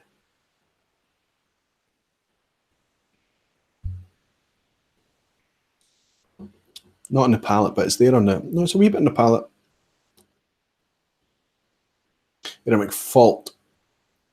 True, we all had to lie down on the lawn afterwards. Are you talking about last week? He's talking about a trip to Glenkinchie. Fantastic. Let's go to the last question and see if we can have Jason. And was it Jeremy? No, Jeremy's on 8, I think. See if you can get 10 out of 10.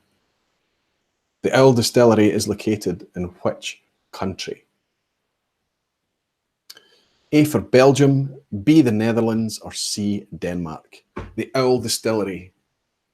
Is it Belgium A, Netherlands B, or Denmark C? I had never heard of the Owl Distillery until I put this question together. I don't know if that helps you at all. But there we go. Guesses are coming in already. Scott, Kilted Moose, Malt Mariners. Good to see you, Malt Mariners. Alchemist, Sebi. Gregor is saying A, of course. Sniping Shogun. I think that's a new name. Welcome in.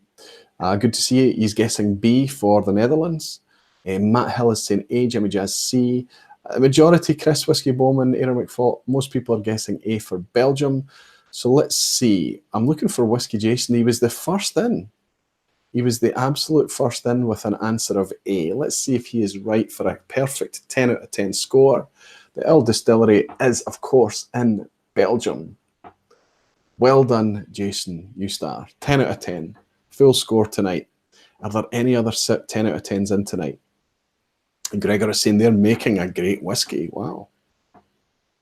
Like I say, I've never heard of it. I've certainly never tried it. Are there any other scores that can match Jason tonight? Was there not somebody else? Oh. Whiskey Jason is saying nope, just 9 out of 10. Did you not get 10 out of 10 then? Am I confused? Whiskey Jason admitted earlier on, he said, whoops, just 8 out of 9, my bad. Oh, that's a shame, Jason. I thought you'd cracked it tonight. I thought you'd made 10 out of 10. No worries at all. So there's got to be a few of you on 9 out of 10 then. Baggy 9 out of 10, Andy, you star, well done. Sid Martin 8 out of 10, great score. Arnie Tiger, good to see you, and Arnie 5 out of 10. Werner Jack, that's a new name. You should try the Belgian Owl. I really should. Silletbang is in, Silletbang H is in, fantastic. 9 out of 10 with a guess on the last one there. No problem, guessing works absolutely fine. That's the reason it's multiple choice. I'm hoping my exam for Whisky School, which is coming on Monday, is multiple choice. I really, really am. I sit an exam, a whisky exam on Monday. I may or may not share with you how I got on with that. Mead Mule, 9 out of 10. Fantastic, Jonathan, great score. Chris Witham, Chris, good to see you. 8 out of 10. John Pallister. Oh, I've skipped it's jumped, the comments jump. So as I'm scrolling, sometimes it happens all the time. Somebody comments, a block of comments comes in and it jumps back down and I lose it. Sorry, Jason, I missed you there. I might not be able to get it back. Fantastic. Hope you enjoy these quizzes. I know so many of you, it does get quieter at the end. It always does, and I think that's okay. It's nice, and I think that oftentimes these live streams do run the risk of becoming a bit busy. It's difficult for me to keep up with the chat at all, and it's difficult for you guys to interact with each other in the spirit of community. It's harder for you guys to hang on there. Dwayne, dropping another super chat just to see if I pick it up tonight. New Starry saying, Roy, my batch 2 coins and Evangelist coin arrived in the mail today. It was great to receive them so soon. Thank you again for everything that you do, my whiskey friend. Cheers. No, thank you, Dwayne, for all your support of this channel, your marvelous support and your patience as well. Very glad that you like the coins. I'm very proud of them. I'm very proud of the Evangelist coin, the kind of theme and things that goes with it. And Dwayne, have a wee look at the B-side. Not many people have picked up the Easter egg yet. Mr. Goo82 is in, fantastic as well. He's just sent me a virtual dram saying, good catching alive tonight, Roy. I hope you're well. I'm a wee bit tired, Mr. Goo, a wee bit tired. But it's good to see everyone in here. And, well, I was tired earlier, but I'm not tired now. Certainly enjoying sharing whiskey with everybody that's willing to listen. It's fantastic. Now, remember tonight that when I finish up that the Scotch for Dummies have a live stream at 3 a.m. our time, which is 10 p.m. Eastern time in the US.